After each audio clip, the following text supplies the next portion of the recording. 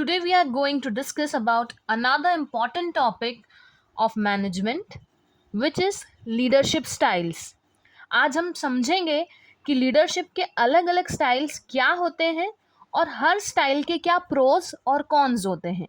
मतलब हर स्टाइल को इम्प्लीमेंट करने से क्या बेनिफिट्स हो सकते हैं और क्या डिसएडवांटेजेस हो सकते हैं. लीडरशिप का मतलब होता है guiding and influencing a group to achieve goals. एक लीडर का स्टाइल यानी उसका अप्रोच डायरेक्टली इम्पैक्ट करता है टीम की परफॉर्मेंस को, उनके सेटिस्फैक्शन और रिजल्ट को. So there are many different styles of leadership and each style suits different situations and teams.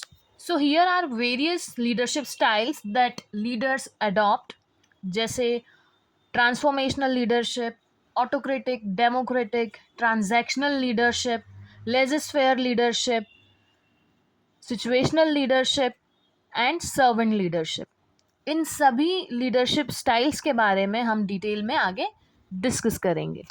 एक लीडर को अपने ऑर्गेनाइजेशन में कौन सी लीडरशिप स्टाइल अडॉप्ट करनी चाहिए ये डिसाइड करने के लिए कुछ क्रूशियल फैक्टर्स होते हैं, जैसे ऑर्गेनाइजेशन के गोल्स, आपके टीम या आपके एम्प्लॉयज़ के स्किल सेट और experience and work environment.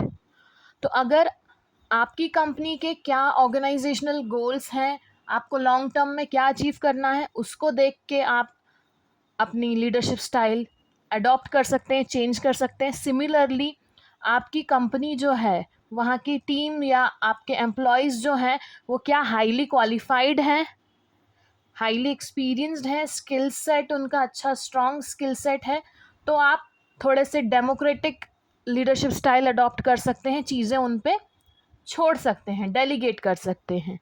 Similarly work environment कैसा है, फॉर्मल है, इनफॉर्मल है, उस अकॉर्डिंग आप अपनी लीडरशिप स्टाइल चेंज कर सकते हैं या अडॉप्ट कर सकते हैं. Autocratic leadership. In this style the leader takes all decision independently.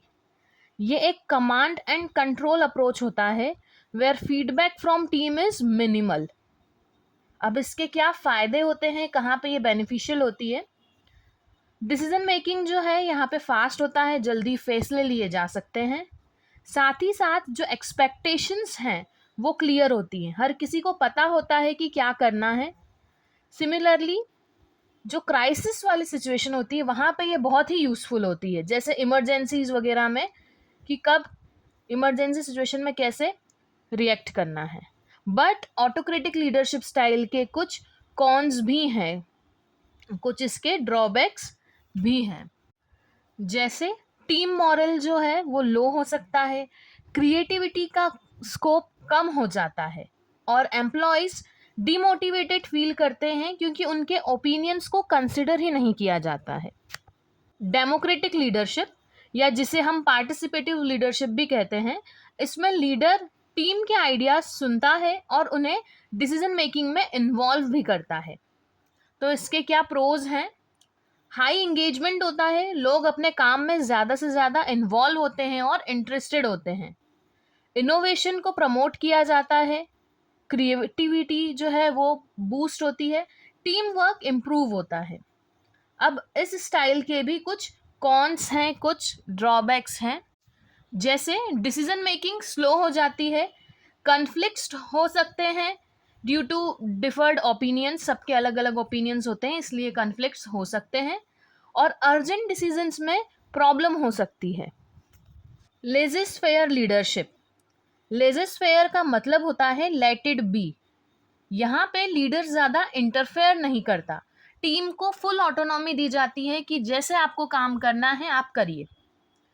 अब इसके कुछ बेनिफिट्स हैं, जैसे इंडिपेंडेंस को ये एनकरेज करता है, स्किल्ड लोग अच्छा परफॉर्म करते हैं और साथ ही साथ ट्रस्ट जो है वो बिल्ड होता है. बट इस लीडरशिप स्टाइल के कुछ नुकसान भी हैं, जैसे गाइडेंस की कमी हो जाती है, प्रोडक्टिविटी लो हो सकती है अगर टीम जो है वो आपकी अनएक्सपीरियंस्ड है. साथ ही साथ लीडर का रोल पैसिव लगता है, मतलब टीममेट्स में ये फीलिंग आ सकती है कि हमारा लीडर कुछ करता ही नहीं है. Transformational leadership. Transformational leaders vision share करते हैं और इंस्पायर करते हैं लोगों को एक्स्ट्रा ऑर्डिनरी रिजल्ट्स के लिए।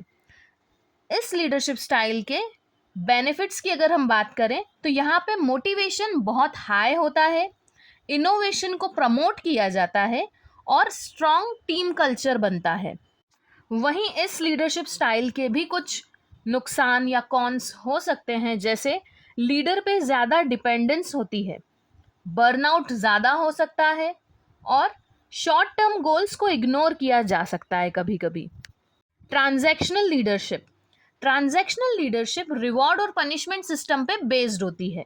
अगर इसके प्रोज की बात करें तो यहाँ पे डिसिप्लिन मेंटेन किया जाता है और एक clear well defined structure follow किया जाता है। ये स्टाइल परफेक्ट होती है जब हम रूटीन या रिपीटेटिव टास्क की बात करते हैं, जहाँ पे रूटीन एक्टिविटीज़ होती हैं, सेम काम होता है, वहाँ पे ये बहुत इम्पॉर्टेंट या इफ़ेक्टिव होती है। साथ ही साथ short term goals easily achieve किए जा सकते हैं इस लीडरशिप स्टाइल्स के थ्रू। वहीं इसके हम कॉन्स की बात करें तो इनोवेशन का कोई स्कोप यहाँ पे नहीं होता है या लिमिटेड स्कोप होता है। मोटिवेशन जो है वो सिर्फ रिवॉर्ड्स तक ही लिमिटेड हो जाता है। इमोशनल कनेक्ट नहीं बन पाता है लीडर और टीम के बीच में। सर्वेंट लीडर पहले सर्व करता है और फिर लीड करता है। उनका फोकस होता है टीम की ग्रोथ और वेल बीइंग पर।